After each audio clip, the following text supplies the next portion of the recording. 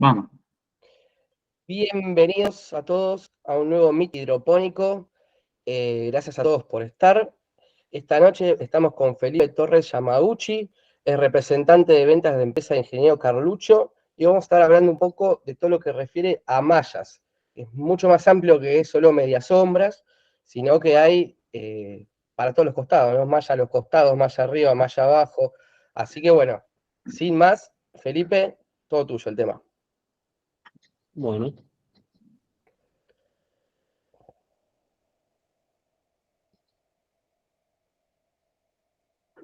Estamos con la diapositiva. ahí estamos. Ahí estoy compartiendo la pantalla. ¿Se escucha bien? Se escucha perfecto. Bueno, muchas gracias. Bueno, hoy la charla con la que hablamos con los chicos para empezar este ciclo es el tejido de protección en hidroponía. Son todos los tejidos de protección que tenemos en hidroponía. Le quería primero agradecer a la empresa por permitirme dar esta charla, así que le quería agradecer bien al ingeniero Carlucio. Cuando hablamos de tejido de protección en horticultura, en particular en hidroponía, vamos a estar planteando, hoy vamos a estar hablando de tres sectores. Lo que es medias sombras y la implicancia en la producción, lo que es cubresuelos, cuáles son los objetivos de los cubresuelos, qué implicancias también tenemos sobre los manejos y qué implicancias tenemos sobre la producción, y lo que es antiáfidos. El por qué el antiáfido, también cómo se maneja, cuál es nuestro objetivo y cuál es la gran ventaja que tenemos de un antiáfido trabajar en la producción. Yo quería arrancar la charla diciéndoles una cuestión, y sobre todo de medias sombras, o en general que implica más de medias sombras. Cuando nosotros hablamos de producción hortícola, estamos hablando de una gran presión de enfermedades y de cultivo y de plagas, porque nosotros estamos trabajando sobre el mismo sector con cultivos continuos. O sea, estamos haciendo casi un monocultivo del trabajo. Pero además, en horticultura, pero en hidroponía, nosotros estamos trabajando, o ustedes están trabajando con lo que yo considero una Ferrari, ¿sí? ¿Por qué? Porque ustedes tienen un nivel de consumo de productos, de insumos, que es muy alto. Entonces ustedes tienen que lograr obtener el potencial del cultivo en lo que se refiere a la tasa de crecimiento del cultivo para poder extraer en el menor tiempo posible la cosecha, ¿sí? Entonces, todo lo que nosotros hagamos con respecto al manejo del ambiente va a ser necesario para que ese cultivo exprese su potencial en su tasa de crecimiento. Cuando hablamos de la media sombra, particularmente vamos a empezar con media sombra, porque para empezar con el más largo y el que más implica, ¿qué planteamos cuando hablamos de media sombra? O sea, estamos hablando de algo que sombrea nuestro cultivo. Como bien dice acá la frase, el uso de medias sombras en los cultivos hortícolas está ampliamente difundido. Pero cuando yo hablo de esto, de esta ampliamente difundido, ¿qué es lo que estoy diciendo? A mí siempre se me surgieron muchas dudas de esto. Entonces, de esta afirmación me surgen el por qué está ampliamente difundido, para qué se utiliza o cuál es nuestro gran objetivo, qué porcentaje yo tengo que utilizar de media sombra, de sombreado, y si hay diferencia entre colores. O sea, estas cuestiones son las que yo me tengo que empezar a pensar, ahora las vamos a ir desarmando, pero las que yo tengo que empezar a pensar para poder generar una utilización correcta de la media sombra. El objetivo de la media sombra básicamente es la disminución de la temperatura en épocas de alta insolación. Así evitamos el estrés de la planta. Cuando nosotros hablamos de estrés de la planta, estamos diciendo que la planta no se encuentra en estado de confort. Cuando no entra en estado de confort, la planta detiene su crecimiento. Eso es lo que nosotros tenemos que lograr evitar. ¿Para qué? Para que la planta continuamente esté creciendo. Hay momentos que no lo vamos a poder evitar, pero cuando continuamente esté creciendo, y así podemos obtener cosechas más rápidas. La mayoría de ustedes hace cultivo de hoja, hace lechuga, hace eh, rúcula, bueno, y demás cultivos, Pero se puede hablar tranquilamente en hidroponía de tomate y demás. Pero bueno, lograr que la planta no esté estresada, por ahí nos permite sacar una calidad de planta superior y reducir en algún tiempo, en algún momento, en unos días, la cosecha. Ustedes, además de sacar cosechas en tiempos muy rápidos, su gran objetivo es obtener plantas de calidad. Todos los que vamos o consumimos eh, cultivos hidropónicos, sabemos que estamos pagando un diferencial de calidad porque sabemos la clase de producción que nosotros tenemos, que ustedes tienen. Entonces, también pagamos esa calidad, los consumidores, yo hablo en este caso personal, porque yo suelo consumir, entonces pagamos esa calidad. Entonces yo quiero una planta de calidad, ¿sí? Como consumidor en este caso. La incorporación de medias sombras disminuye en menor medida la radiación, en mayor medida, perdón, la radiación, más que su impacto en la temperatura. Entonces, si bien lo tenemos ampliamente difundido, si bien es una cuestión que se utiliza un montón, la realidad es que nosotros queremos estar disminuyendo la temperatura y lo que más disminuimos es la radiación. Entonces, la interacción que va a tener la media sombra con la radiación va a ser más importante que la interacción que tiene la media sombra con la temperatura. Esto empieza a ser clave y yo les voy a decir ya que la radiación es mucho más amplia de lo que nosotros pensamos o que nosotros creemos, y la interacción que la media sombra realiza con la calidad de la radiación que deja pasar es igual de importante o más importante que en sí mismo con la temperatura, ¿sí? Además, acá es donde quería entrar también, además de disminuir la radiación, la media sombra va a modificar la calidad de luz que pasa y la interacción de las mismas, la interacción de la radiación. Ahora vamos a hablar un poco más de lo que es radiación, pero vamos a empezar a entender que la media sombra no solo afecta la temperatura, sino que también afecta la radiación. La radiación solar, ¿no? Estamos hablando. Claro, es La algo que media a sombra vamos a veces, utilizar. perdón Felipe, no, que a veces algo que nosotros podemos medir la temperatura, pero no podemos medir la radiación, entonces nos guiamos en base, hay más temperatura, menos temperatura, y no salimos por ahí de ese esquema, y quizás no prestamos atención a la radiación, cosa que recién me estoy desayunando con lo que estás contando. Bueno, eso es cuando yo estaba preparando esta charla, fue lo que también me llamó la atención, que en realidad, si bien uno lo sabe, yo lo sé, es difícil trasladarlo hacia alguien que está produciendo y que está en el día a día y que es muy difícil hacer visible eso.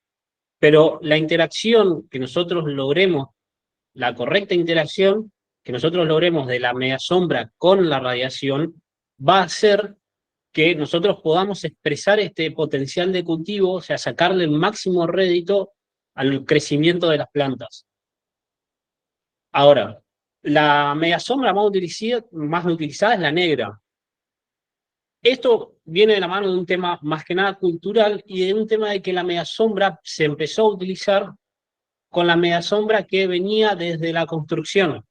Como se vio que mejoraba la calidad, mejoraban los rendimientos, se continuó utilizando.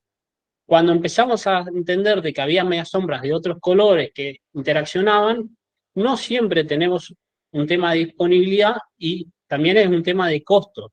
Entonces, ¿la media sombra negra es la mejor para nuestro cultivo? Y la respuesta es la palabra que mi esposa me dice siempre, que yo no conozco. Me dice que yo siempre contesto igual, depende. ¿Es la mejor? Y depende de cómo la utilicemos, depende qué momento la utilicemos, depende qué porcentaje, vamos a ir desarmando un poco. Entonces, ya prestando un poco de atención, vemos que cuando nosotros queremos elegir una media sombra, lo primero que tenemos que ver es qué cultivo vamos a producir. No es lo mismo producir lechuga, producir rúcula, las tasas de crecimiento son diferentes, los volúmenes son diferentes, los tamaños. ¿sí? O ¿por qué no repollo? ¿O por qué no tomate? ¿Sí? Se puede tranquilamente. El espectro de luz que deja pasar, tenemos que tener en cuenta el espectro de luz que deja pasar, y acá les meto un nuevo concepto, la transmitancia. Ahora vamos a ver bien qué es eso, la transmitancia. ¿Qué porcentaje? Fíjense que el porcentaje de la media sombra viene tercero. Y por último, yo pongo la calidad, disponibilidad y costos. Pongo disponibilidad y costos por un tema que estamos en la Argentina, pero yo estoy hablando de la calidad y considero cuando nosotros estamos hablando de este tipo de inversiones, la calidad tiene que ser algo que tienen que tener en cuenta. ¿Por qué? Porque no son relativamente económicas, pero una media sombra tiene un montón de aditivos, tiene un montón de cuestiones que van a hacer a la calidad de utilización y a la calidad, al tiempo que va a durar esa media sombra, que tiene que ser no menos de 3 años. Y mucho, y ha pasado, de que cuando vos abrís la media sombra, decís, bueno, no, yo pagué un poco menos, pero cuando abrís la media sombra no tiene 4 metros 20 de ancho, no tiene 100 metros, y ya no te salió, voy a decir un número cualquiera, no me acuerdo ahora, 100.000 pesos. Te va a salir 150.000 pesos porque vas a tener que cortar una parte y vas a tener que adicionar en ese espacio que la media sombra te trajo de menos. Bueno, quiero que se queden en cuenta con la transmitancia, ¿sí? Vamos a hablar un poco de eso ahora. ¿Por qué es importante el espectro de luz que deja pasar? ¿Por qué es importante esta transmitancia que tiene la media sombra? Cuando nosotros estamos en el invernadero, ya tienen que tener en cuenta, acá se ve, que simplemente el plástico ya retiene y refleja un poco de la luz solar, ¿sí? Entonces ya no trabajamos con el 100% de la luz que emite el sol. Ya tenemos un porcentaje menos. Ni hablar si nosotros colocamos antigranizo, que suele ser bastante importante. El antigranizo es una media sombra del 15%, más o menos. Entonces ya trabajamos con menor. Como yo les dije, ustedes están trabajando con una Ferrari, ¿sí? Ustedes están trabajando con un nivel de insumos y de inversión que necesitan ese crecimiento, expresar el potencial de cultivo. Entonces, si además de todo eso que nosotros estamos colocando adentro, elegimos incorrectamente la media sombra, tanto en porcentaje como en el color, estamos siendo ineficientes en la utilización de los recursos. Como vemos acá, tenemos tres sectores de la radiación, ¿sí? Que vamos a prestarle más atención.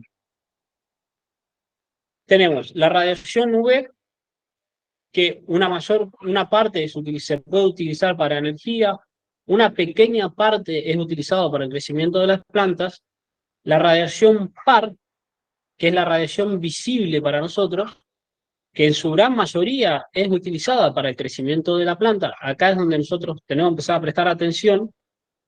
Una pequeña parte es se puede utilizar para energía y una parte es para la temperatura. Y la radiación infrarroja, que acá también es donde tenemos que prestar atención, una muy pequeña parte son utilizadas para el crecimiento de las plantas, una pequeña parte o una mayor parte para energía, y la mayor parte de esta radiación infrarroja, o rojo lejano también, es utilizada por la temperatura, o sea, va a afectar la temperatura de nuestro ambiente, ¿sí?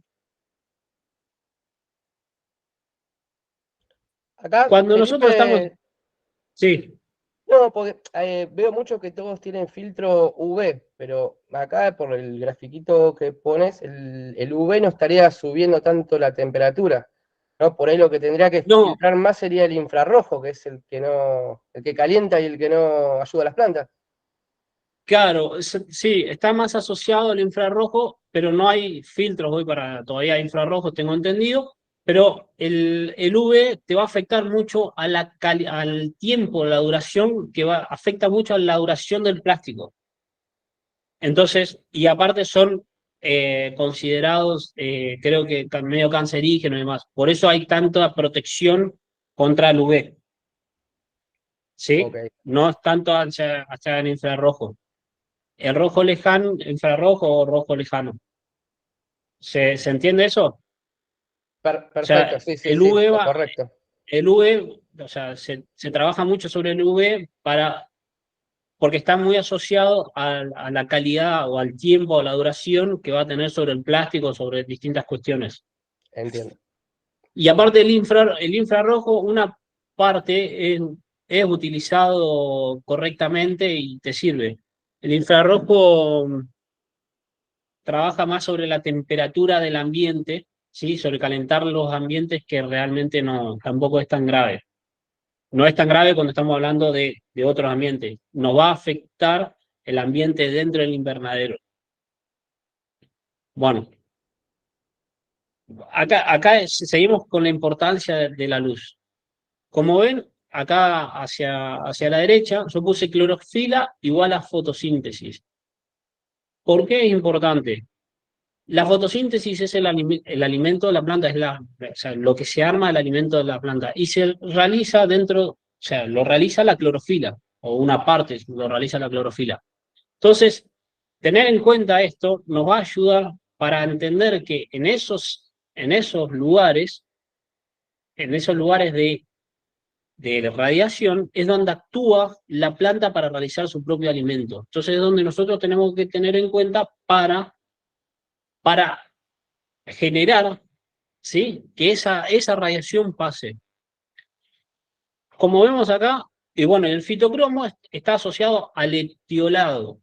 ¿Qué es el etiolado? Es el estiramiento del tallo, que es lo que nosotros no queremos que esté pasando, pues si se nos estira la planta, usualmente queda muy débil, usualmente no, queda muy débil y es rápidamente atacada por plagas o por enfermedades porque no tiene defensas correctas. La primera clorofila, ¿sí? Las primeras clorofilas están en el rango de los 400 nanómetros de longitud de onda y 500 nanómetros de longitud de onda. Ahí es donde estarían actuando, que es básicamente en el rango del azul. Esto es interesante e importante que empiecen a pensar. Dentro del rango del azul es donde nosotros tenemos una de las mayores absorciones de clorofila, de radiación para la producción de alimentos. La otra es alrededor de los 600 y 700, que es alrededor del rojo, ¿sí? Amarillo, rojo, ahí es donde tenemos la otra máxima absorción para la producción de alimento de la planta. Ahí es donde trabaja más la planta, o sea, en esos rangos de longitud de onda es donde tenemos el trabajo de la planta. Esta radiación se llama RFA o radiación fotosintéticamente activa, o sea, es la radiación que nosotros tenemos que lograr explotar, es la que no tenemos que permitir que se absorba por la megasombra. Las megasombras de colores transmiten diferentes cantidades de radiación total y fotosintéticamente activa. La malla negra solo permite el paso de la radiación que pasa a través de los orificios, ya que los hilos de plástico negro son esencialmente opacos. ¿Qué es lo que me quiere decir esta afirmación? La megasombra de colores va a permitir el paso de la radiación no solo por el agujerito que deja el espacio, que deja la media sombra, sino que va a permitir el paso de la radiación por entre el hilo o sea, atraviesa el hilo de la media sombra. La media sombra negra absorbe esa radiación, por eso cuando nosotros tocamos la media sombra negra, usualmente está caliente, porque absorbió esa radiación.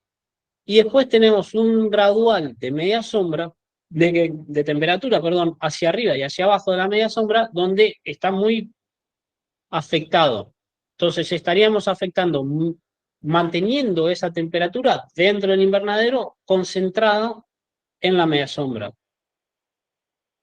La media sombra luminizada, parte de la luz es reflejada y parte de la luz es dispersada, o sea, absorbe muy poco, refleja y dispersa, por eso es considerado que se utilizan las mediasombras luminizadas para disminuir la temperatura, ¿sí?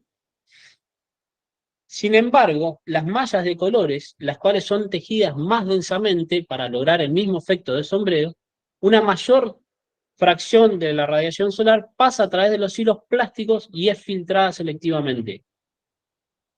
Entonces, lo que decía antes, los hilos de la mediasombra de colores van a dejar pasar, ¿sí?, parte de esa radiación y van a absorber una parte. ¿Cuál? Ahora vamos a ver cuál es la que nosotros vamos a elegir, ¿sí? Ahora vamos a ver bien cuál de esas, qué colores absorben qué cuestión.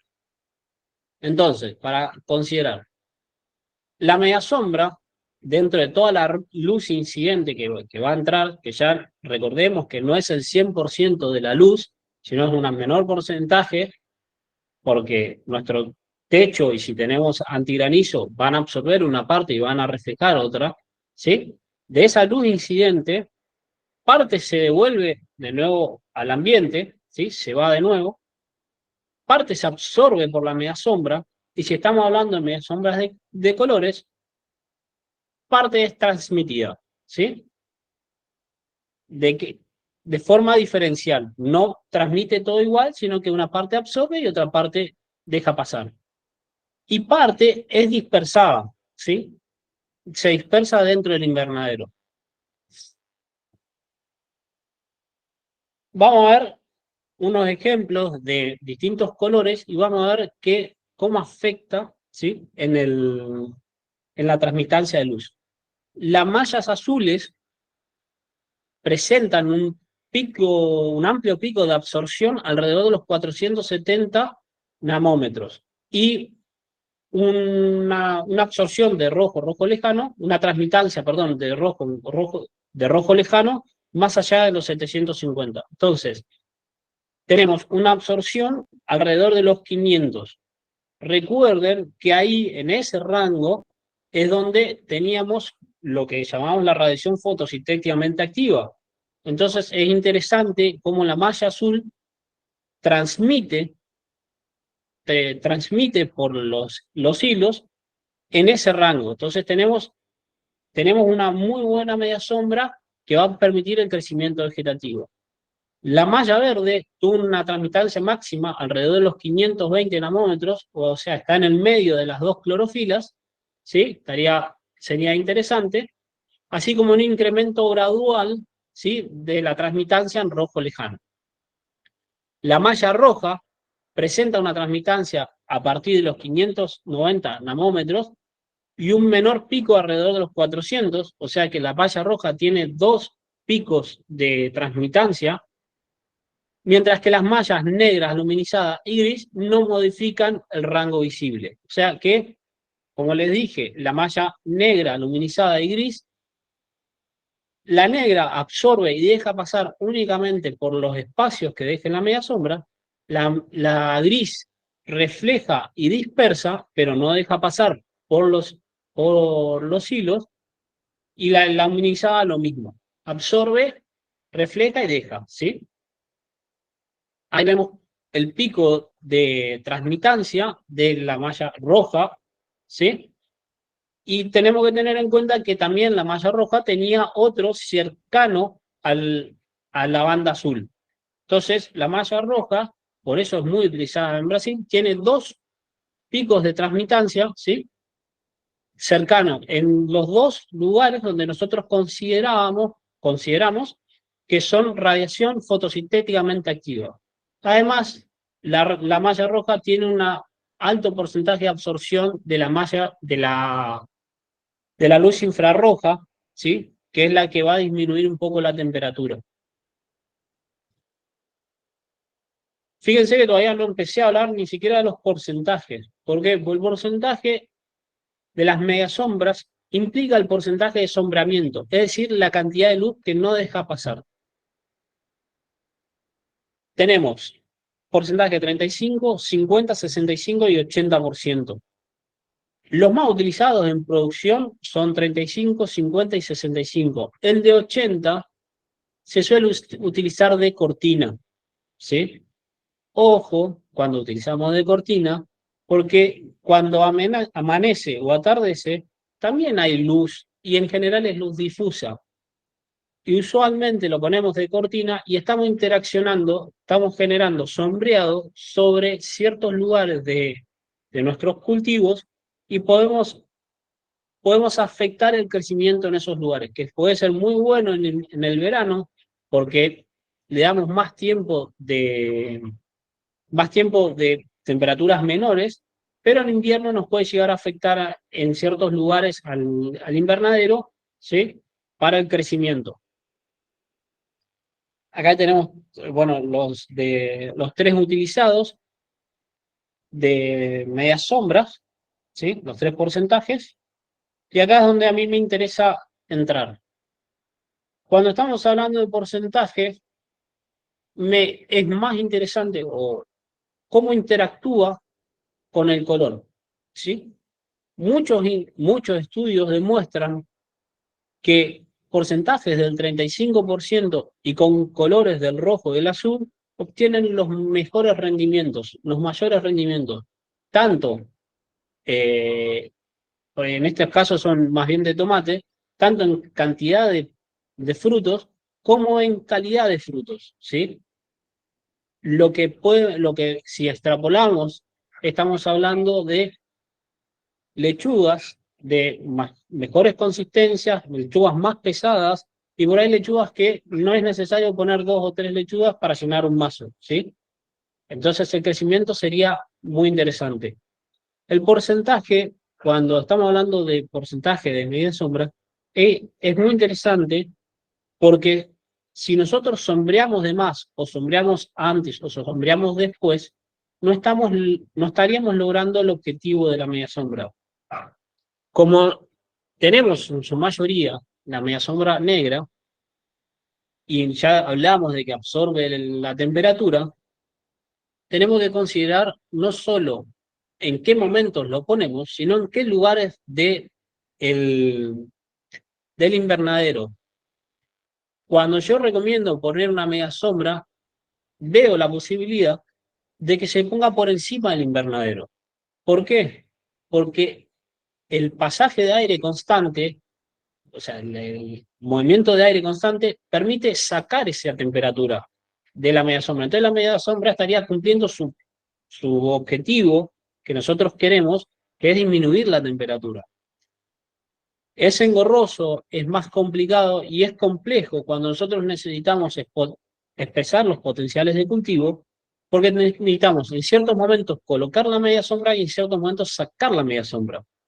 Entonces, es más complejo, pero bueno, se solicita. Y si no, tenemos que empezar a pensar, realmente tenemos que empezar a pensar más en hidroponía, medias sombras de otros colores, ¿sí? Como la media sombra roja, por ejemplo.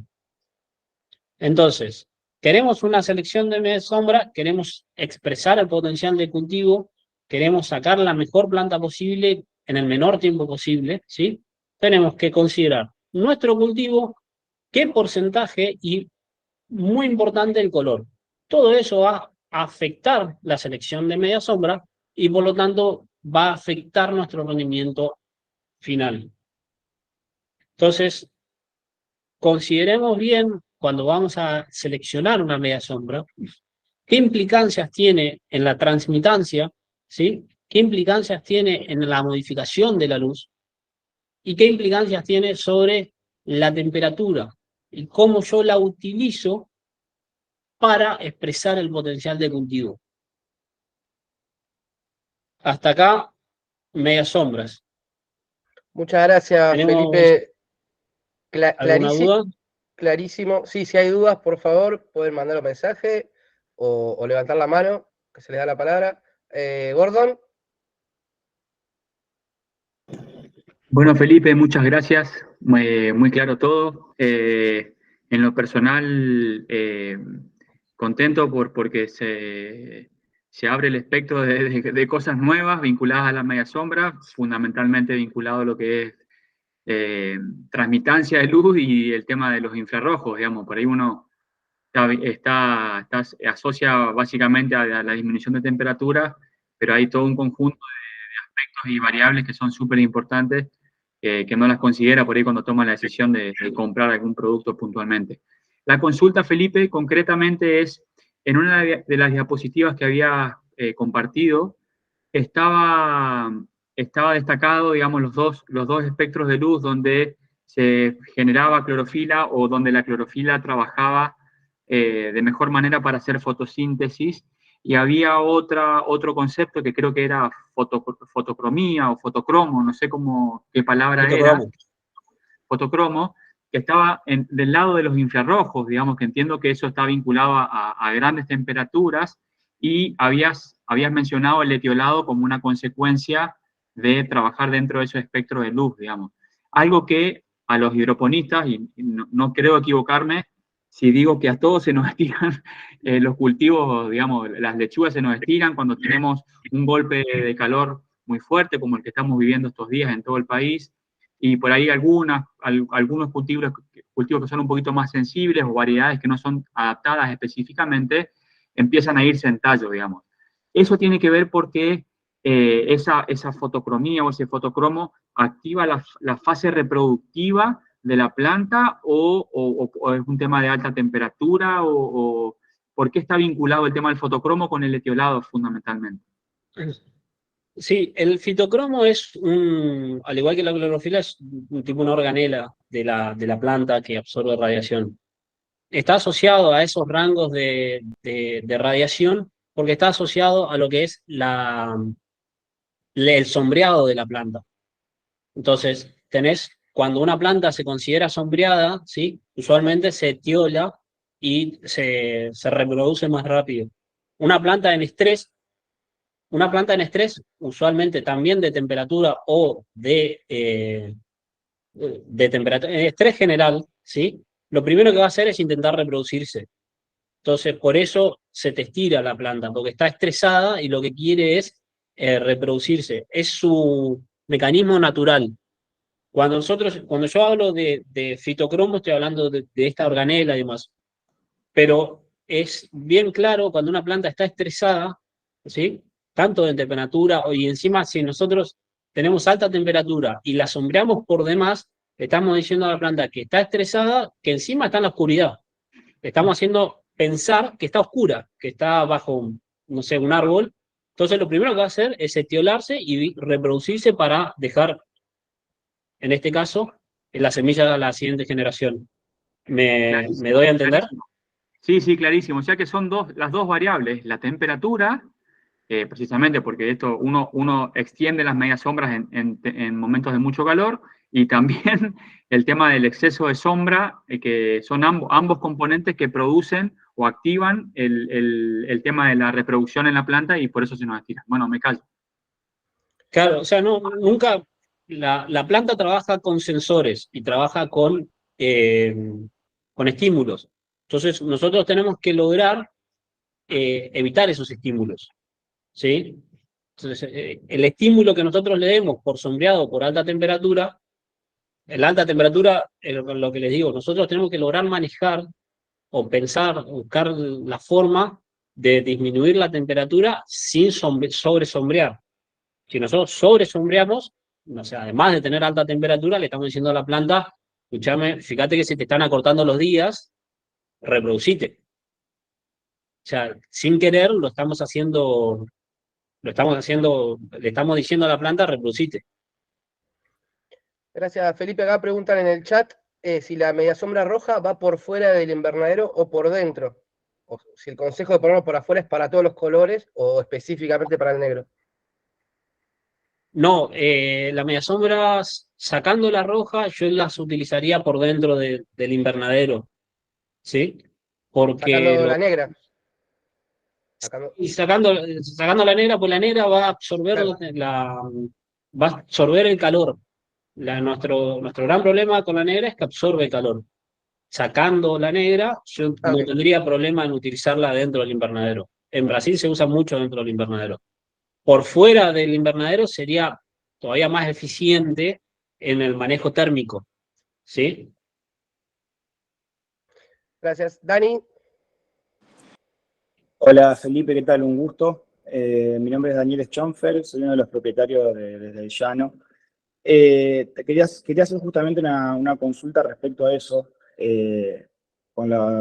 sobre todo con lo que es los sombreamientos de colores. ¿Cómo manejás el sombreamiento de colores? Yo no soy muy partícipe ni eh, muy pro del tema de dejar las mediasombras fijas por afuera, por una cuestión de que con la intermitencia de luz que tenemos por la nubosidad variable, a veces con periodos en verano que venimos de mucho calor y dejamos la mediasombra puesta, nos pasaba que si teníamos de repente 3 o 4 días muy nublados, generábamos algún tipo de estrés lumínico y ahí generábamos después quelado de plantas o las estábamos induciendo a floración, que es un poquito lo que vos estabas hablando ya antes. Entonces, por ahí yo prefiero más dejarlas por adentro y poder correrlas. Y creo que ahí hay un punto a favor para aclarar también, que es el tema de la ventilación en la parte del cielo raso, que te queda entre justamente la media sombra y el techo. Porque como vos decís, eso genera calor y si no tiene de dónde salir esa burbuja de calor, termina bajando hasta la altura de las ventanas, que te puedan salir y poder escapar. Creo que eso que va muy de la mano con el manejo y con el lugar en el que estemos cada uno. Si bien obviamente que lo más práctico es poder dejarlas fijas y no ocuparnos más de eso por 3 o 4 meses, pero después también tenemos este tema de poder mantener la calidad en la planta y no estar perdiendo eficiencia en la producción. Pero dicho esto, te quería consultar cómo lo ven al tema de los plásticos rojos. Yo también tengo una producción en Uruguay y en lo que es frutilla lo utilizamos al nylon rojo. Y hemos tenido algunos problemas con el tema de esto, de que cuando tenemos nubosidad variable tenemos algunos problemas. ¿Cómo lo manejan o qué es lo que ustedes interpretan que debería manejarse, si hay que abrirlo, cerrarlo o dejarlo fijo? Y por otro lado, si ustedes tienen esos materiales ya disponibles acá en Argentina. Bueno, la siguiente etapa, nosotros somos una empresa que estamos hoy produciendo media sombra eh, con calidad para hortalizas, para producción. Entonces todavía estamos en una etapa de crecimiento y la siguiente etapa es hacer medias sombras de colores. Yo no recomiendo jamás dejar una media sombra puesta todo el tiempo, jamás, porque si bien vos podés lograr o ser eficiente en la utilización de la luz, vos no estás trabajando con el 100% de la luz. O sea, tenés que tener en cuenta que la planta necesita en ciertos momentos el 100% de la luz para poder trabajar cómodamente.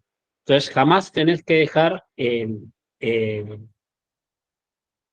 la media sombra completamente puesta, ni siquiera en días de altas temperaturas, todo el día, porque tenés que permitirle a la planta trabajar con el 100% de la luz, porque tiene un montón o sea, la luz, yo dije pequeñas cosas, pero la planta tiene un montón de interacciones con todo el rango lumínico, ¿sí? Entonces, dejarle, más cuando tenés varios días de nublado, que en nuestra zona, en Misiones es bastante común tener días nublados, o sea, ya de por sí, tenés nublado, le estás sacando con el techo, si tenés, ni hablar si tenés antigranizo, o sea, le estás sacando un porcentaje menor, y encima dejás todo el día la media sombra, a la planta le está diciendo, estás totalmente oscuras, florece ya. Entonces, y va en contra de lo que nosotros planteamos de expresar el potencial de cultivo, o sea, lograr que la planta trabaje al 100% de su capacidad constantemente. En cuanto a lo que es plásticos rojos, la verdad que no te sabría decir, nunca ni me puse a investigarlo. Es un mundo de plásticos también aparte, pero como no estoy en ese tema particular, no te sabría no te sabría expresar una opinión particular.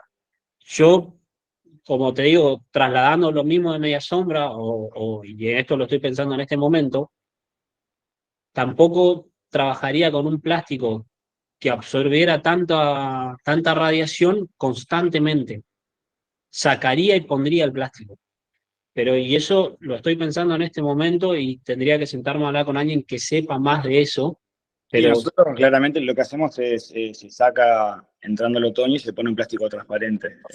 Realmente lo que lo utilizamos para frutillas. Pero bueno, tenemos algunos problemas después de esto, de que cuando está muy nublado, bueno, tenemos algunos problemas con el tema de la asimilación. Pero bueno, clarísimo. Otra consulta que te quería hacer es si tenés alguna, no sé, algún programa o algo para determinar, tal vez alguna aplicación, porque Gastón hablaba antes de esto de poder medir la intensidad de luz adentro de los invernaderos. Si tenés alguna aplicación o algo para recomendar para mediciones de los lúmenes adentro de un invernadero, y en base a eso, ¿cuál sería la metodología de selección de algún tipo de sombreamiento? Es decir, bueno, no sé, yo tengo tanta radiación, bueno, necesito tener en este momento del día, en este momento del año, una media sombra al 70%, en este momento al 35%. ¿Hay alguna manera de tener alguna variable que utilicen como herramienta para poder compartirla con nosotros? lo que es aplicaciones, yo sé que hay unas cuantas. En este momento no, yo la saqué de mi celular porque ya no tenía más espacio y no me acuerdo el nombre. Eh, pero el tema de la radiación, como te dije recién, o sea, vos, como dije al principio, la media sombra vos la utilizás con un objetivo claro que es disminuir la temperatura. Ese es básicamente la función o lo que vos querés lograr con la media sombra. Lo que tenemos que entender es que afecta más la radiación que lo que afecta a la temperatura.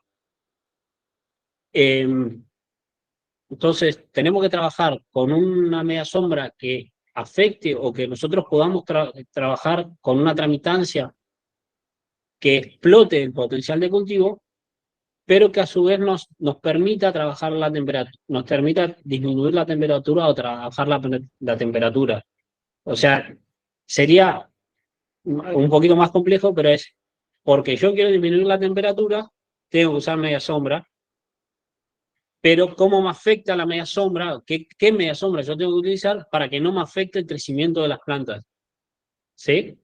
Para que no me afecte la calidad de luz. Tampoco la voy a usar todo el tiempo, la voy a poner en los momentos de alta insolación para que la planta no se estrese. Si yo le doy alta insolación con alta temperatura que me va a levantar la temperatura, entonces la voy a estresar, no voy a lograr el crecimiento máximo.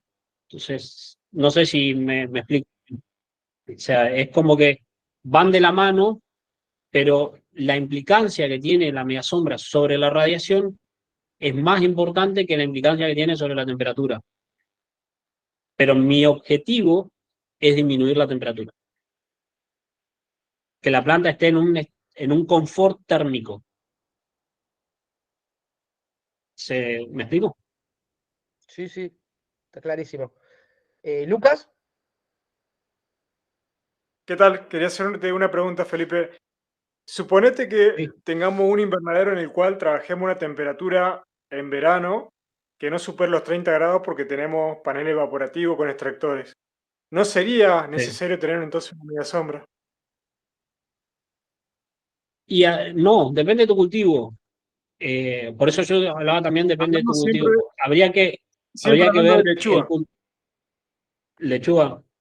¿Y qué Sí, variedad? Porque hay lechugas que trabajan en un confort térmico cercano a los 25, un poquito menos, pero igual con 30 grados primero no vas a tener todo el tiempo 30 grados, vas a tener en ciertos momentos y vas a poder sacar esa temperatura, vas a poder disminuir si vos tenés todo lo que me estás contando y un correcto manejo. No deberías tener mayores inconvenientes de utilización de media sombra, no deberías necesitarla. habría que analizar, y esto es muy general, también ya entrarnos en casos muy específicos, me cuesta porque hay que analizar mucho el ambiente donde vos estás trabajando, la planta, qué variedad, es como que tenés que darle una vueltita más de rosca, pero a grandes rasgos y a grandes medidas no deberías o no necesitarías una media sombra. Lucas, te agrego solamente algo por ahí en cuanto a la experiencia. Lo que nosotros vimos con manejo de paneles evaporativos, que si bien es probable que por la cantidad de luz y eligiendo la variedad de planta que vos estés utilizando, no vas a tener tanta dependencia del sombreamiento, pero sí te ayuda, como tenés una oferta más alta de calidad de luz, te ayuda sombreando un poco a que sea más eficiente el tema del panel evaporativo. Le das más eficiencia por ese lado. Pero hay plantas que por ahí son de variedades blancas, en lo que es lechugas, de que sí, si están muy expuestas a una cierta radiación, por más que vos tengas una variable de temperatura importante o la tengas controlado, vas a tener algunos problemas de estrés o de quema, sobre todo. Felipe, una última cosita.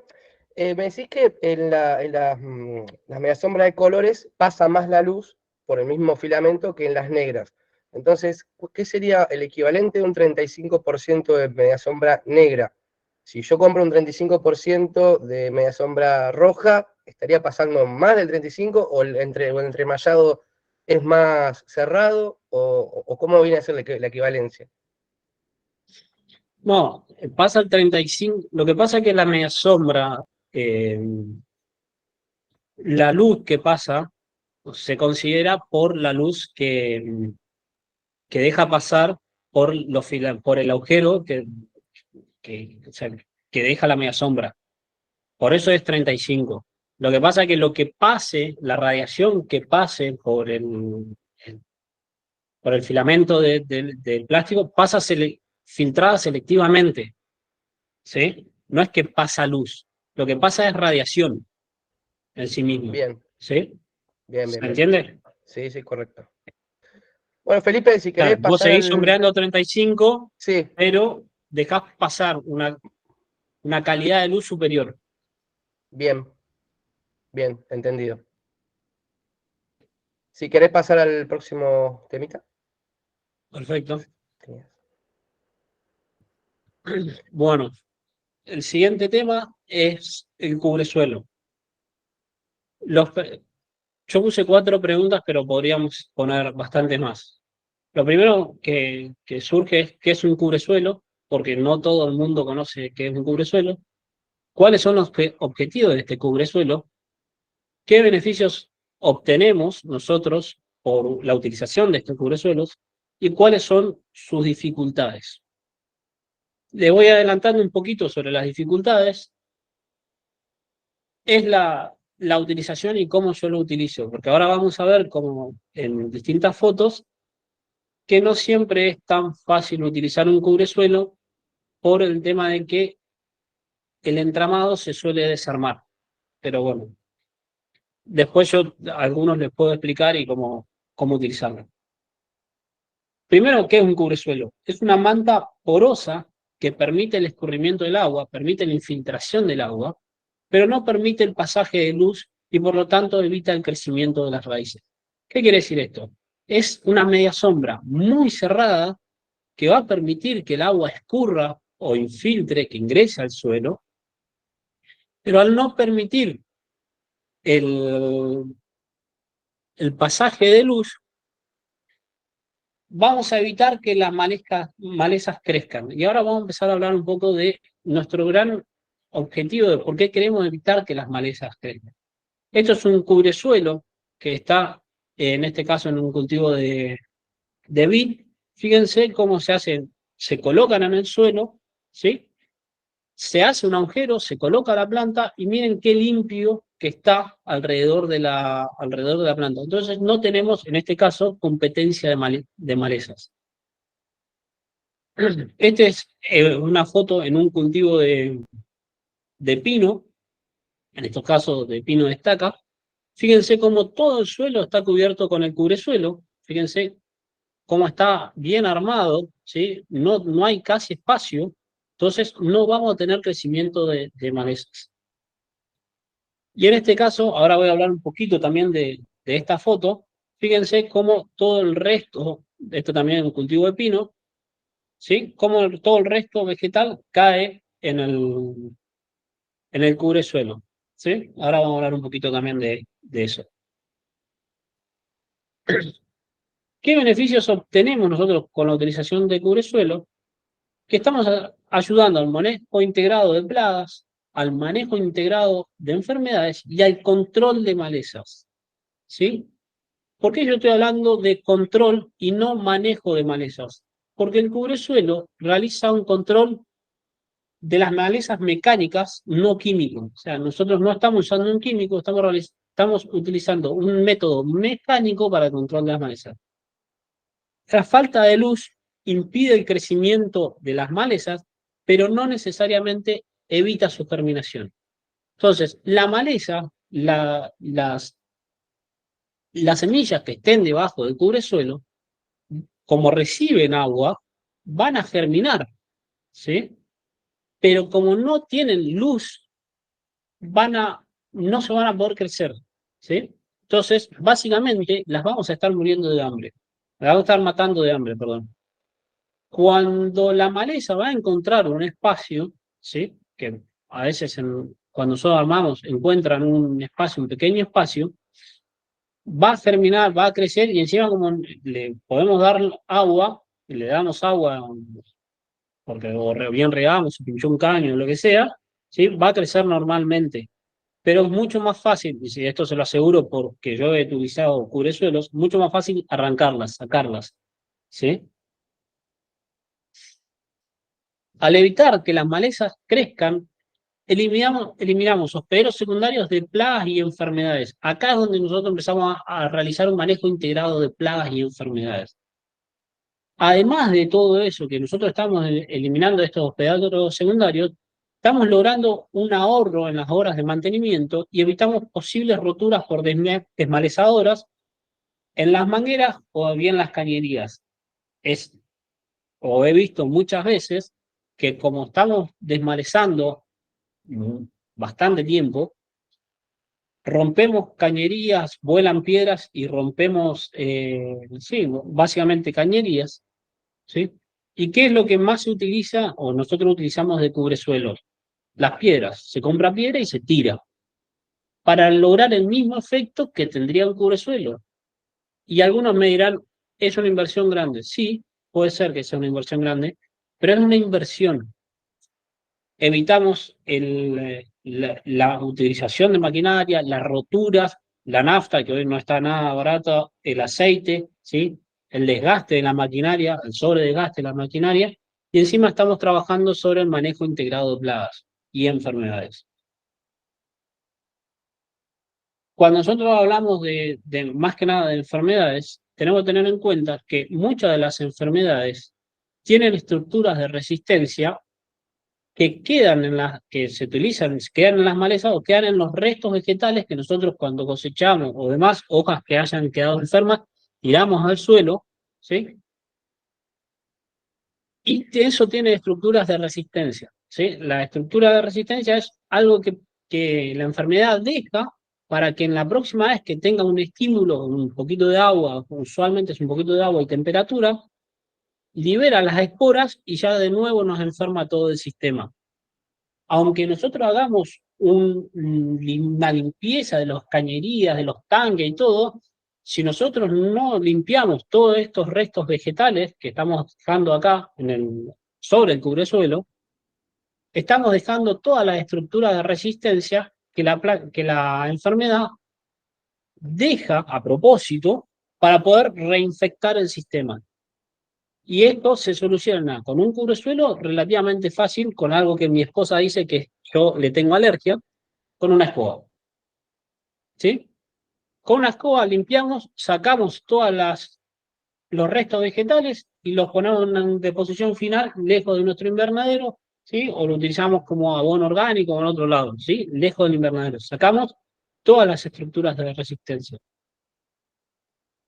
Hoy, justo antes de la charla, empezamos a hablar del manejo de plagas. Uno de la gente me comentó que tenía problemas de presión de trips. Bueno, cuando hablamos de cubresuelos, queremos tapar las malezas, la maleza sirve de reservorio de las enfermedades y de las plagas. Y en los trips, muchos de los trips trabajan o tienen parte de su vida debajo del suelo, ¿sí? Como prepupa y pupa. O sea, parte de su vida está debajo del suelo. La colocación de cubresuelos en muy pequeña medida permitiría un trabajo sobre un control de la población de los trips o de las plagas, perdón. Pero el trabajo más importante que genera el cubresuelo es el control sobre el hospedero secundario. Cuando el trips no tiene su alimento preferencial, que usualmente es nuestro cultivo, ¿sí?, va a terminar en las malezas. Entonces, si nosotros no controlamos las malezas, cuando volvemos a tener nuestro cultivo, el trips vuelve enseguida. Yo con algunas personas que venían y me decían, Felipe, tengo un problema grave de trips o tengo problemas de plagas, le decía, bueno, vos estabas aplicando, sí, perfecto. ¿A dónde aplicaste? No, en mi cultivo. ¿No aplicaste en el ambiente? ¿No aplicaste en las malezas? No. Bueno, ahí está tu reservorio constante de plagas y de trips, en este caso, que hace que cuando tú volvés con el cultivo, aunque vos lo hayas cuidado, vuelve enseguida. No te da chance. Se va el efecto del cultivo, del producto, y enseguida vuelve. El cubresuelo además nos va a permitir disminuir drásticamente la utilización de fitosanitarios. Cuando hablamos dentro del manejo de la enfermedad, este es el triángulo de la enfermedad, que a mí yo siempre cuando hablo de enfermedades me gusta ponerlo, ¿sí?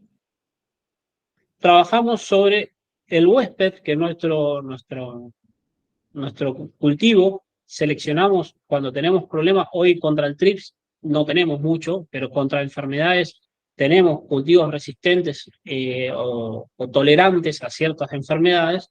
Entonces trabajamos sobre el huésped, trabajamos sobre el ambiente del invernadero, si podemos trabajar un poco con la ventilación o trabajamos con las medias sombras, y trabajamos sobre el agente patógeno, que en este caso nosotros trabajamos sobre dónde está el agente patógeno, ¿sí?, que serían o los restos vegetales, pues vamos a poder barrerlos, o en los hospederos secundarios, que sería nuestra maleza, porque la vamos a tapar y no vamos a tener hospederos secundarios. Entonces disminuimos en mayor medida, ¿sí?, nuestra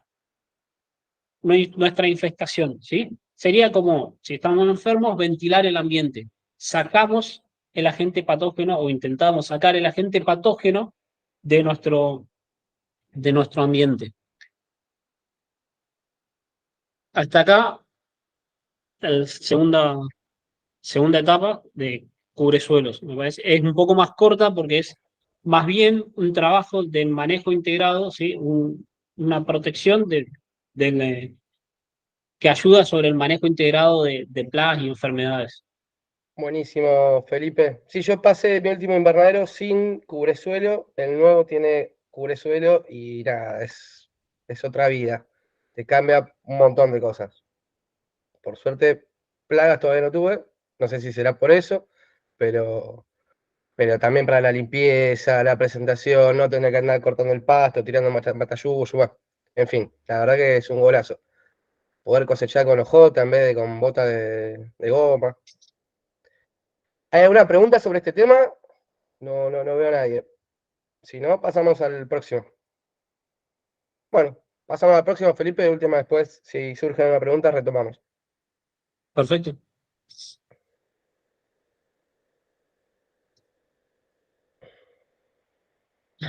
Bueno, el último tema es el antiáfido. al igual que el cubresuelo, son controles mecánicos. Cuando yo planteamos esto de antiáfidos, lo primero que se me ocurrió, lo primero que me surgió fue decir, yo coloco un antiáfido, que es básicamente un mosquitero. De nada sirve poner antiáfidos y no poner antiáfido en la puerta o dejar las puertas totalmente abiertas todo el tiempo, porque si bien no entra por el costado, va a entrar por otro sector, ¿sí? Por la puerta. La malla antiáfida son mallas, o sea, son, si quieren, medias sombras muy finitas que no permiten el paso del insecto tanto de Bemisia tabaci, de la tuta absoluta o de los trips. Manejos como este, el antiáfido o bien el cubresuelo, se vuelven muy necesarios cuando hablamos de manejo integrado de plagas.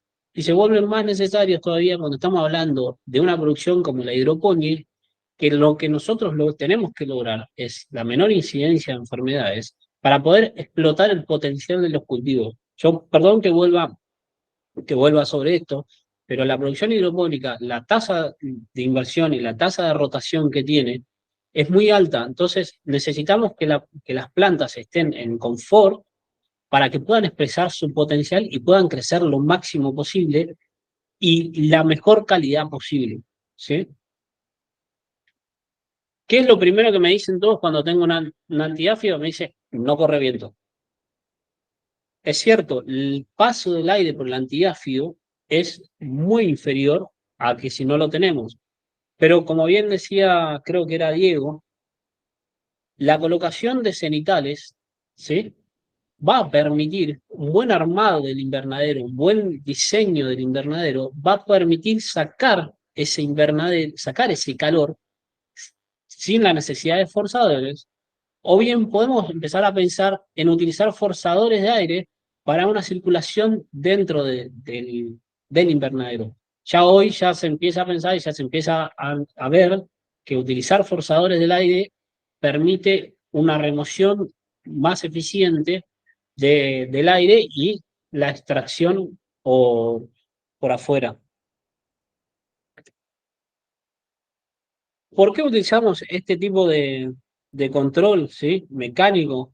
Porque los trips, además de ser una plaga temida por todos, ¿sí? Son portadores de virus, principalmente del género de los toxovirus, que causan pérdidas muy significativas, tanto en calidad como en cantidad. Y después es muy difícil erradicar el problema. Ya después llega un momento que si nosotros no trabajamos con este tipo de mallas o con este tipo de cubresuelo o demás, o con este manejo integrado del ambiente y de las plagas y las enfermedades, que trabajamos sobre un nivel de infestación.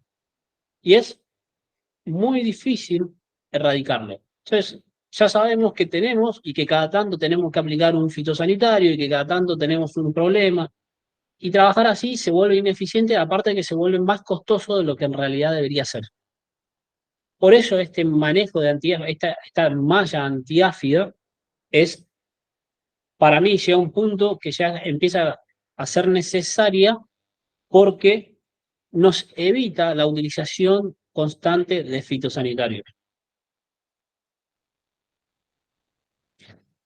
Entonces, nosotros vamos a manejar el ambiente, ya medio para cerrar, el ambiente del invernadero para lograr un manejo integrado de plaga. ¿Cómo lo manejamos? Con antiáfidos, con cubresuelos, eliminamos el patógeno, o sea, la plaga con el antiáfido, no le permitimos, más que eliminamos, no le permitimos ingresar, eliminamos los hospederos secundarios, ¿sí? del ambiente, sacamos las malezas y además le damos a las plantas el confort térmico o el confort de radiación necesario para expresar su potencial y así logramos un manejo del ambiente, un manejo integrado, ¿sí? Que permita expresar potencial y obtener mayores beneficios a menores costos.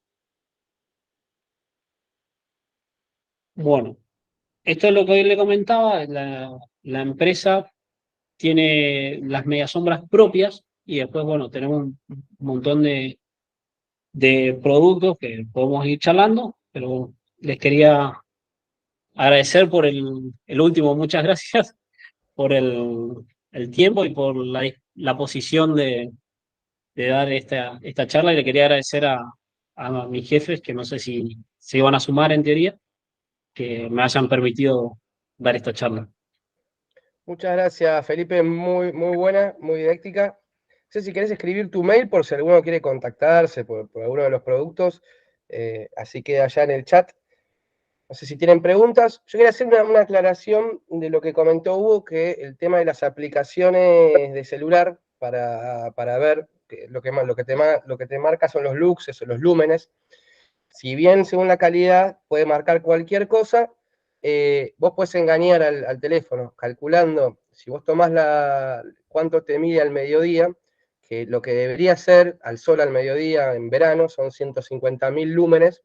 Si a vos el celular te marca 300.000, con regla de 3 simple, podés sacar el cálculo de cuánto es el real. Después la planta de lechuga estaba entre 30.000 y 70.000 lúmenes que necesitaba, con lo cual ahí podés hacer la equivalencia. Por más que el celular no te marque exactamente cuántos lúmenes son, vos sabes que al mediodía te tienen que marcar 150.000. Si te marca 100.000, bueno, haces como una regla de 3 simple.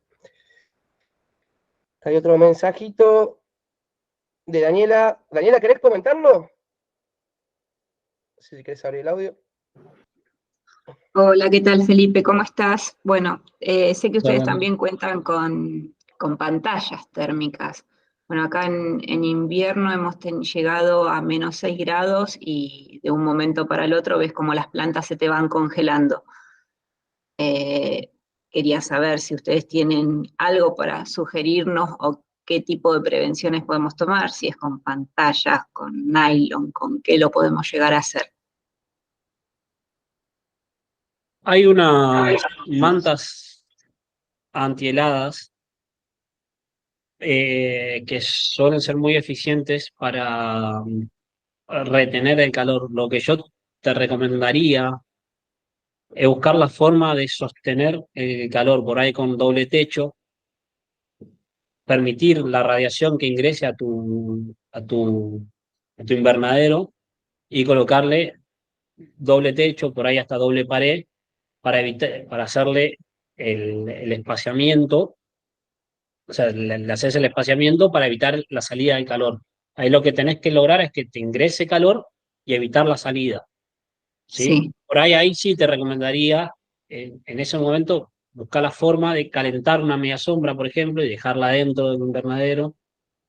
Estoy hablando rápido, intentando analizarlo el sistema, ¿sí? Pero sí, las antiheladas sería interesante para evitar que se te congele adentro el agua, circulación de agua constante, ¿sí? Agua tibia, ¿sí? Entonces ahí sí lográs un control y el agua no de llega la de los temperatura. ¿no? a 8 grados. 8 grados, ahí en esa época se para la producción. Bueno, esto pasó el invierno pasado. Sí, más de 8 grados, las lechugas deberían trabajar, no deberían tener mayores inconvenientes. La lechuga está a 0 grados, si no se te congela el agua, ¿no es cierto? ¿No? Pero 8 grados no deberías tener inconveniente. Fijarse, en algunos lugares usan serpentinas de plástico, de caño negro, y lo hacen pasar para absorber la radiación, ¿viste? Bien, Pero yo te recomendaría que además de lograr calentar el agua de alguna forma, uses o doble techo o algo que evite que se te vaya la radiación, el calor, y las antiheladas, mantas antiheladas. perfecto. Pero Sí, yo me manejo con las mantas antiheladas, pero bueno, digo, a ver qué otra opción, o bueno, el doble techo tendría que analizar esa opción. Bueno, gracias, Felipe. no, por favor. Daniela, un consejito, yo todavía, yo soy de Mar del Plata, también sufro un poco el frío, no como vos, pero lo que estuve viendo, no lo probé, aclaro, es el tema de calefacción por infrarrojo. Que la luz infrarroja va directamente hasta la planta o el objeto que querés calentar y calienta directamente eso sin necesidad de calentar todo el invernadero. Lo estoy chusmeando, todavía se está usando mucho para cafés, bares o galpones grandes, en el cual en vez de calentar todo el lugar, el infrarrojo va hasta la planta y calienta eso, pero bueno, estoy tocando de oído. Es para investigar. Dale. Para chusmear. Genial. Bueno, gracias por el comentario. Dale. José, ¿habías levantado la mano?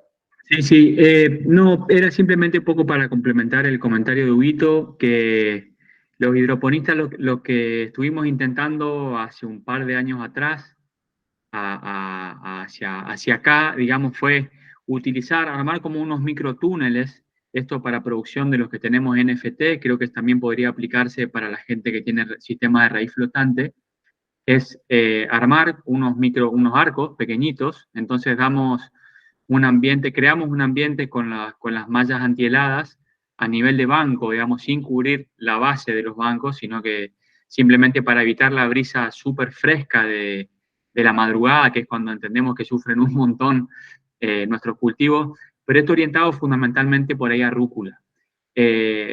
Y respecto a la temperatura de la solución, una de las desventajas que tiene la hidroponía como tecnología durante el invierno es que, a diferencia de una lechuga campo que tiene al resguardo sus raíces con el suelo, o sea, una planta convencional tiene sus raíces abrigadas con la temperatura del suelo, que no es la temperatura del ambiente, y en producción hidropónica sí tenemos las raíces al descubierto y bueno, con el volumen de aire que circula dentro de los perfiles, tenemos complicaciones y la raíz sufre mucho ese estrés. Y adicionalmente a eso, precisamente al estar ese estrés y ese fresco a nivel radicular, también hay problemas de absorción de algunos nutrientes cuando la solución nutritiva empieza a bajar de los 15 grados. Yo no lo tengo muy claro, a lo mejor el Dani o algún otro me puede ayudar, pero sé que el fósforo, por ejemplo, es un ion o es un elemento que empieza a escasear muchísimo por debajo de los 15 grados de solución nutritiva. Entonces, lo que se intenta hacer es calefaccionar el agua con algún termotanque. Nosotros, en lo particular, lo que hicimos fue fabricarnos una especie de tablero estanco de plástico al cual le colocamos 4 resistencias de calefón eléctrico y lo dejamos flotando tipo boya de cloro de pileta en la solución nutritiva y trabajamos durante la noche con ciclos de riego, digamos, con frecuencia baja y muy cortitos para tratar de que la calefacción que tenemos implementada pueda ir calentando la solución nutritiva sin ir mandando a la solución nutritiva al ambiente a que se enfríe nuevamente. Entonces tratamos de cuidar la temperatura que vamos generando durante toda la noche y durante el día, cuando sale el sol, sí tratamos de aumentar lo más que podemos los ciclos de riego para tratar de calentar, de que la solución nutritiva gane calorías durante el día y podamos mantenernos dentro del umbral de los 15 grados, digamos, por encima de los 15 grados, cosa de no empezar a tener estas deficiencias. Es una idea general para que Daniela lo incorpore, eventualmente después lo vemos en el grupo y demás, podemos ver algunas ideas de cómo implementamos esas cosas. Me callo. Gracias, José. ¿Dani? No, bueno, primero, después le voy a complementar lo que decía Gordon recién. Primero, respecto a lo que decía Felipe, me quedó algo muy marcado, que es algo a lo que insistimos siempre con el tema de la gente que utiliza los antiáfidos, es que el manejo es muy importante y que a veces la gente cierra las ventanas y no cierra a lo mejor una cenital baja o una puerta, como si los trips solamente entrarían por las ventanas. Eso es fundamental, es elemental, y el manejo después también es de que si los bichos están adentro también hay que sacarlos, o sea que si el bicho entró en algún momento y que quiere salir también para afuera, entonces el tema a veces cuando tenés una plaga importante, también es importante ver de qué manera se maneja con los estadios y demás, es bastante complejo el tema de la utilización de los antiáfidos, no es solamente poner una tela y listo. Viste, hay gente que he visto gente invernaderos que son muy cerrados, que se animan a poner antiácidos y después no tienen la suficiente ventilación o no tienen la capacidad de poner una ventilación forzada y demás, así que bueno, es bastante complejo. Solamente para sumar eso, porque me quedó muy marcado eso de que la gente por ahí, he visto muchos invernaderos que tienen solamente afuera en las ventanas y no le ponen el resto de los ingresos a los invernaderos. Sumado a lo que decía Gordon y lo que hablaban un poco creo que de la temperatura, es un tema para hablarlo ya a lo mejor el mes que viene, porque si bien estamos ahora muriendo de calor, pero ya el mes que viene hay que empezar a tomar las medidas respecto a lo que se viene, que es el otoño-invierno.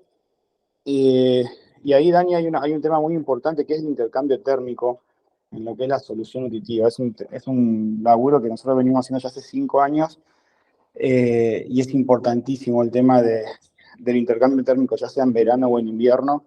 Para nosotros siempre decimos que es más importante el riego por la noche que el riego de día, porque ahí es donde podemos sacar mayor eficiencia. Con respecto a lo nutricional, por debajo de los 15 grados ya hay un bloqueamiento natural de las plantas de empezar a no asimilar algunos de los nutrientes, principalmente el fósforo y el hierro. Ahí es donde se empiezan a tener, cuando baja la temperatura, empezamos a tener algunos problemas de clorosis férrico y sobre todo empiezan a haber mermas en los desarrollos radiculares.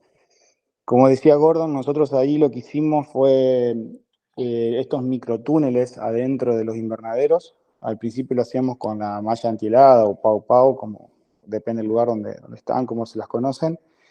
Y después nos fuimos un poco más usados y ya lo hacemos de nylon directamente. Y nosotros también le agregamos en el piso, o sea, en la base de la bancada, en la base donde apoyamos los perfiles, también le ponemos un nylon. Entonces queda bien un túnel adentro del invernadero. Eso nos baja, nos aumenta la temperatura, no deja que baje tanto, pero lo que nos permite también es tener menos riesgos de helada. Y después, con respecto al intercambio térmico a la noche, nosotros tenemos una bomba de calor que nos calienta el agua, la solución nutritiva, y nos permite mantenerla prácticamente durante todo el día en 28 grados. Cuando hace 0 grados en el invernadero, logramos mantener en 20 grados la temperatura. Y como decía Gordon también, a la noche es como que nosotros dormamos con las patitas afuera de la frazada en pleno invierno. Tenemos las raíces que están totalmente descubiertas y el estrés térmico ahí es impresionante. La tierra tiene una temperatura natural de 18 grados y si ahí vos la tenés a las plantas con 0 grados, empezás a tener un problema después por quemaduras. Entonces ahí es importantísimo el intercambio térmico de la energía calórica absorbida durante el día para poder largarla por la noche. Sumado a la bomba de calor, lo que este año incorporamos fue un cable calefactor, que es un cable con el que se utiliza para hacer la losa radiante, que va pasando entre los perfiles, y entonces de esa manera no solamente mejoramos la temperatura en el sistema radicular de noche, sino que también en el momento de más estrés térmico, también encendemos este cable calefactor y bueno, al sistema, a la parte aérea de la planta, le mejoramos la performance de temperatura. La verdad que productivamente nos ha ido muy, muy bien. Nosotros lo tenemos principalmente en un invernadero en el que hacemos todo albahaca. Y bueno, podemos sacar albahaca durante todo el año y una albahaca que crece rápido y de calidad. Obviamente que el consumo energético en ese invernadero se va por arriba, pero el precio de tener albahaca en nuestra zona en invierno se paga muy rápidamente. Pero bueno, eso es algo re lindo para hablar en una charla que me parece que es un tema para el mes que viene o el otro. Me callo. Gracias, Dani. Diego. Bueno, no, claramente soy el ejemplo de lo que estaba contando recién Dani, en la que charlábamos con Gordon hoy al principio de la charla. Estamos hoy sometidos en un invernadero en el cual tengo cenital, antiáfido, cubresuelo, o sea, todos los chiches que puede tener un invernadero, y me encuentro hoy con una invasión de trips adentro que no la puedo sacar, sumado a un mal manejo fitosanitario, que es algo que ya estoy trabajando sobre eso, pero sí, claramente es un ejemplo que el que tiene antiáfido tiene que saber manejarlo bien al invernadero, si no se encuentra en una situación como la que estamos pasando nosotros hoy día. Nada más era ponerlo como ejemplo que para colocarlo hay que saber manejarlo. Gracias, Diego. Bueno, si nadie más tiene ninguna pregunta ni comentario, ya daríamos por finalizado. Felipe, bueno, mil gracias. Espectacular la charla. No, con tu tema nos diste para charlar un ratito, bastante. Así que te agradezco. Gracias a ustedes por invitarme. Muchas gracias, Felipe. Así que bueno, damos por finalizada esta charla. Nos reencontramos para nuestro próximo Meet. Muchas gracias a todos. Chau, chau, chau. Chao, gracias.